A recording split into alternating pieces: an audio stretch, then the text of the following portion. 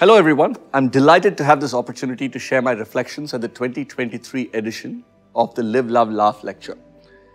I want to really focus on mental health, an essential element that is often overlooked and not given its due importance, especially in the business world.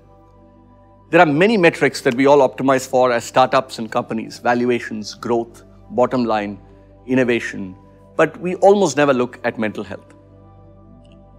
My belief is that a business needs to view mental health seriously because it impacts employee well-being, and employee well-being is essential to the overall performance of the business. In our country today, we are going through massive growth, and I think it's India's time to get on the global stage. This rapid growth comes with a lot of aspirational lifestyles. There's also the omnipresence of technology. Everybody is on social media. And I think both these together actually get mental health and push mental health to its limits. A couple of stats that I found quite interesting. There's a recent McKinsey study that actually found 38% of people in the Indian workforce reported experiencing burnout. This is the highest among 15 countries that were surveyed. Another consulting firm estimated that about 47% of the professionals in India have workplace-related stress, and it's a big factor affecting their mental health. These numbers basically tell us it's time to take action. One big thing we do need to do is, in addition to financial KPI, we do need to have key performance indicators on mental health. We need to shift our perspective as corporate leaders and decision makers. Well-being of our employees becomes as crucial a metric as the business's bottom line. In order to make this real, you have to start with the leaders. It's a little bit like the advertisement that you get when you get on an aircraft. You have to first take care of yourself before taking care of the passenger next to you.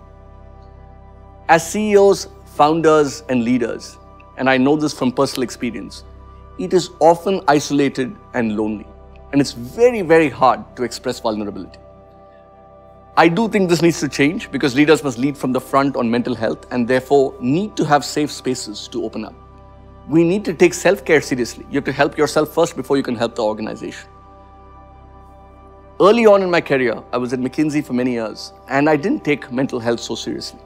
And it actually had a toll. Thankfully, I think this has changed.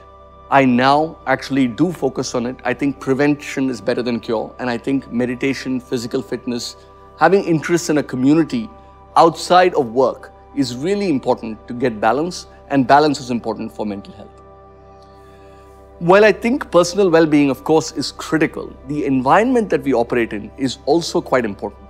I think especially in the tech business that I'm in and in startups that you're in, I think there is hyper growth and there's a lot of use of technology. This has a double impact on mental health. Increased technology affects mental health adversely. I think if you're on social media all the time, it does impact it negatively, and there's lots of study around it. However, technology can also be a help. And I think there are recent consulting studies that says digital mental health resources are being used extensively by Gen Z. And I think balancing these two out, I think is really important, right? And I think we need to do more and more of that as we go forward.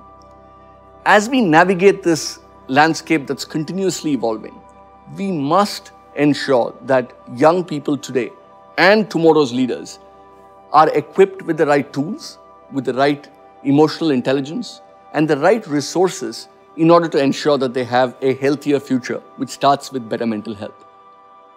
I would invite each and every one of you to join me in shaping a future where balance and mental well-being are being prioritized, celebrated in our workplaces, in our homes, and in Indian society. Thank you.